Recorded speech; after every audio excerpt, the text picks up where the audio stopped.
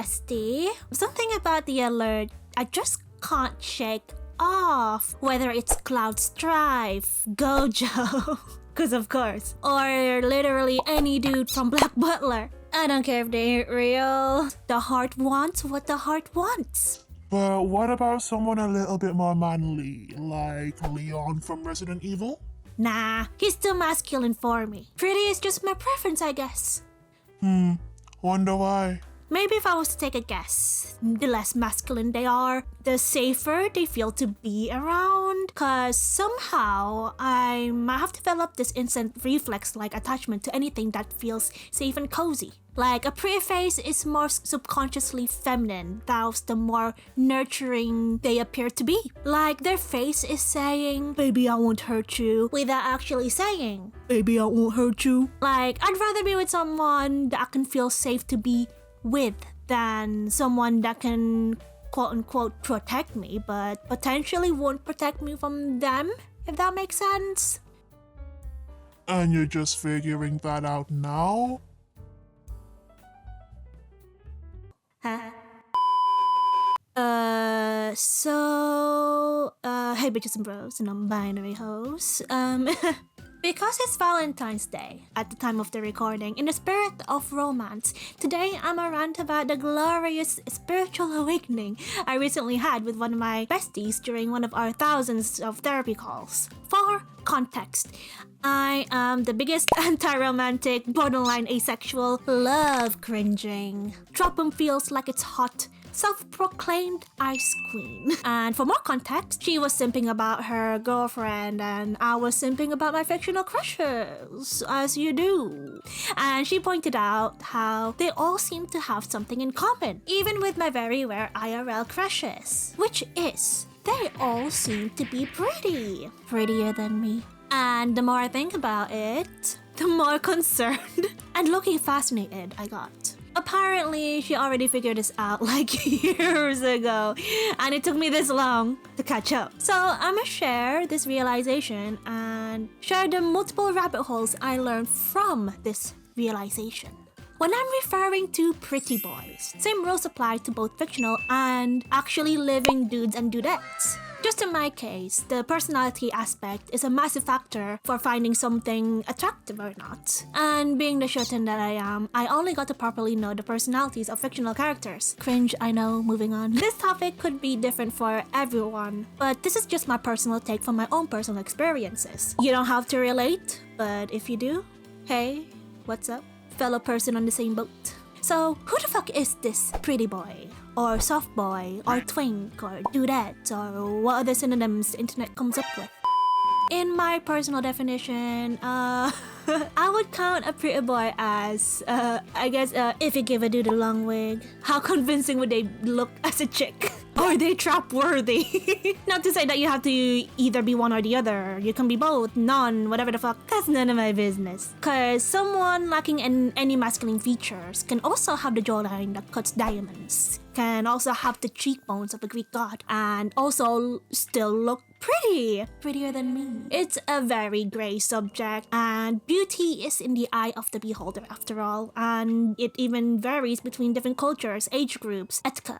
Everyone would have different preferences. In Eastern Asia, for example, pretty, tall, slender, smooth, and softer features are desired. And being of Eastern Asian descent, that would explain a lot for me. Whilst more buff, chiseled, and rough and a little bit jagged attributes are more preferred in the West. And the pretty boy also tend to have softer features, gentler demeanors, and one would even consider cute. You can put your guard down around, more relaxed, less serious, and sometimes don't obsess with the traditional masculine roles, as the stereotype goes. And in terms of fiction from anime, manhwa, movies, etc. Especially when they're all well written, there can still be traces of masculine energy like knowing how to fight, being dominant, getting that push. But with a sprinkle of sensitivity, they also have moments of insecurity and sometimes solve their problems using less traditionally manly methods, whatever fits the situation. Because they're more in touch with their inner woman, they can also be gentle, soft-spoken, and almost gentlemanly-like. And boy, do these fictional realms display this in such a glorious way. Not that they look weak, but they don't seem to be threatening either, but can still get shit done. I mean, according to alpha males, women are self-centered beings, and if pretty boys are in a similar wavelength, therefore, there can also be just as self-centered. Too self-centered to give a fuck. Yeah. Guess the main difference is the vibe they give. Meanwhile, in traditional masculine sense, masculinity is said to be characterized by leadership, assertiveness, and having the means or strength to protect, but also show aggression, according to Google. And you know what? I'm down with that.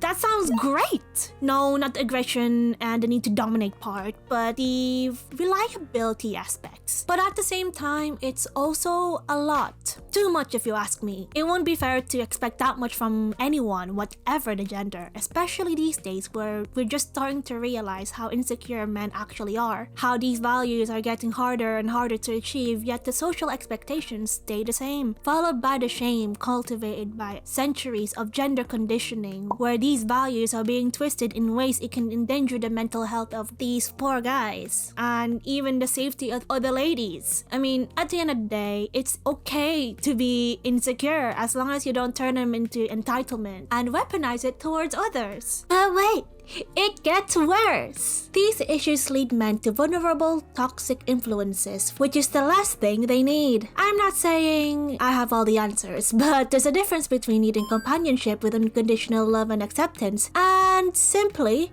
getting that puss. I mean, you can still have both, but getting laid won't cure your mental health issues, no matter how much these alpha males may try to convince you. Rejection sensitivity is a major theme in the alpha male circle. Seeing how prevalent it is, I'm starting to think it's a personality trait. Statistically, women are more likely to be targeted of unwanted attention from aggressive dudes. Take it from me, I know. Like, when it comes to alpha males and general creeps, I always feel like women are always used as objects and numbers to elevate their ego, and God forbid if you challenge that, there's nothing stopping them from using their physical superiority but to put you in check. Why violence against women is still a thing, I don't know why. Even though times are better now, took him long enough, yet there's still a lot to be done.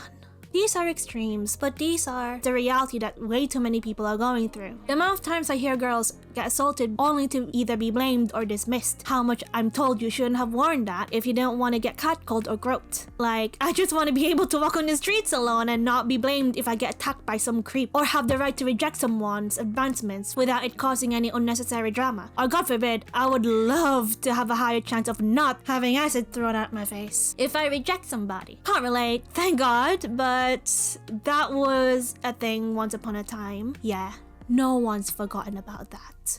I'd also like to have a genuinely good guy friend, not be pressured into becoming a total asshole because other dudes accuse him for not being manly enough, when he was just fine, just the way he was. Nobody wins! Something about being told by a dude, Someone needs to protect you. ironically, doesn't sound comforting at all. Disclaimer, I'm not clowning on all dudes with masculine energy. There have just been some incidences where I received unpleasant treatment from these kinds of individuals, but not from all of them. Anyway, what was I talking about? Pretty boys. Ew. Attraction was never really about the sex appeal to me, unless it's Gojo. I mean, like, the thirst trap comments can contradict me on that. But pretty boy seems to be the best of both worlds, where there's lack of that aggression. But I can't overlook the impact of the halo effect. After all, beautiful people can do no wrong, right? I mean, Lucifer was once an angel too, people. Just cause you're pretty doesn't mean you ain't a toxic douchebag. I mean, you can still be just as bad. I mean, I got some dudes flat out tell me these pretty boys tend to be fuckboys, ironically enough. And you know what? Same applies to women. We can be just as bad too. Don't at me with that pretty privilege bullshit, because that's a topic for another video. We're shining the spotlight on the pretty privilege on this video. Granted, some pretty boys have a tough time too. They could be pressured to be more manly. They could also attract unwanted attention, especially when creeps are lured in for their youthfulness. Where have I seen that before? in the topic of unwanted attention. At first glance, pretty boys lack the rigidness and therefore lack the aggressiveness. But because they don't radiate intimidation, they could also be viewed as soft and frail, meaning they could be just as subjected to these unwanted attention as well, in no fault of their own, such as being flirted on, even their youthful demeanor possibly attracting all sorts of creeps. Enter Bjorn Anderson. I'm not sure if I said that right. The OG real-life shonen, literally translating to pretty boy, whose beauty inspired many mangakas, whose likeness created the very foundation of your favorite husbando. Unwillingly. Labeled as the most beautiful boy in the world from the age of 15, he starred in the 1971 film The Death in Venice, where he was commodified, exploited by creepy old farts, gawking at his young body, exposing a shy, sensitive kid with a lot of traumatic baggage to extreme stardom that he wasn't prepared for, then discarding him afterwards, subjecting him to things only a pervy old director that takes an underage kid to a gay bar would do. To add insult to injury, the label stained his entire life. Everything he did was tied to that label. Everything he did that wasn't related to that label had no value to others. Even after 50 years, old white hair and rocking that Gandalf beard, he still carries the trauma of being the most beautiful boy in the world. These issues are way too familiar. It makes it seem like some of these pretty boys would likely be able to emphasize in these ways, and that's comforting as fuck. Maybe that's what I sense with these so-called pretty boys. Who knows? I'm sure some dudes not considered as pretty boys can also relate on a similar level and even have their own problems too. But it's just nice to know that some of them understand that they aren't obsessed with the toxic side of masculinity that most of these issues derive from. Like they're too self-concerned and focused on maintaining their physical health to bother threatening anyone or demanding respect. Cause bitch, same. And that's what I thought my preferences was. The calm in between. And that's when I thought this video would end. But then there's Fireboy. Yo, when this man showed up, I came out not only heartbroken, but also hella conflicted. Not gonna lie, when I first saw him, I didn't think much of him because I'm biased. And therefore, it didn't seem like he was the usual pretty boy I'd sim for. Like, he ain't no Cloud Strife. So I thought.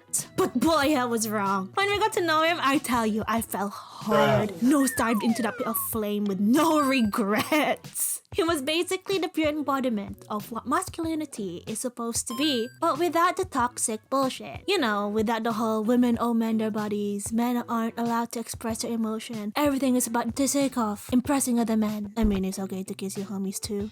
Or, you have to be better than everyone else. You got to be the alpha. Etika. No, this boy is none of that. He ain't got no time for that. He's beyond all of that. What little boys don't realize is to become quote-unquote manly, it takes work.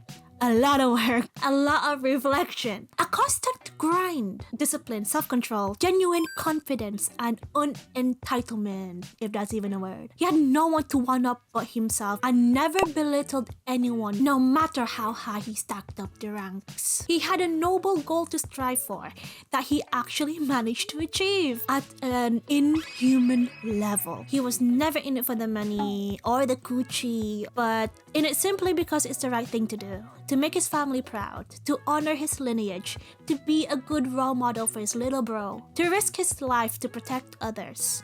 That shit's hot!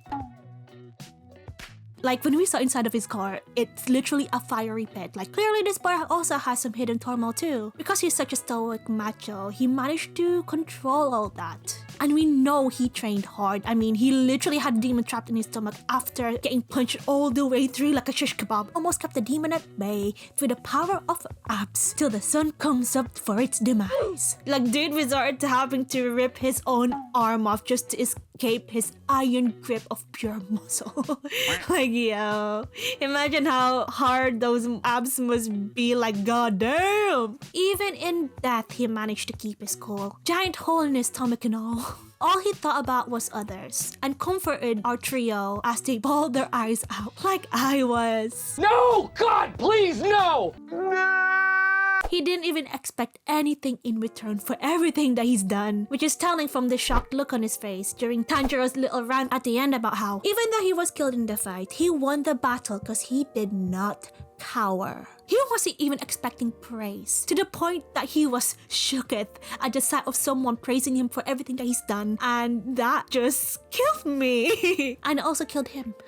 That is the shooketh look of somebody that didn't expect a thing in return for giving his life for a cause he believed in. Like, he's the one dying, yet he's the only one keeping his cool. Yo, like, he lived a man and died a man. Guess what I'm trying to say is, what I would personally consider a man is someone that you don't have to simp for, even though that's basically what I'm doing, but someone you can genuinely respect and look up to. Okay, maybe I am simping, which is contradictory, but whatever. Doesn't even have to apply to what I consider to be a man, but someone everyone should strive to be like. I'm not saying y'all should train yourself to death, but work hard towards something with genuine intentions with no strings attached, and always stay humble about it. You don't have to be a fictional character for that. Basically, what I'm trying to say is, despite how I might have sounded throughout this entire video, masculinity as a whole, at its core, is overall a good thing. Implied through healthy means, it can do so much good, like it was intended to be, which is what the world is lacking right now. The alpha male bullshit has no value. Another video for another day. Cause being desperate and entitled ain't cute. We laugh at the face of entitlement.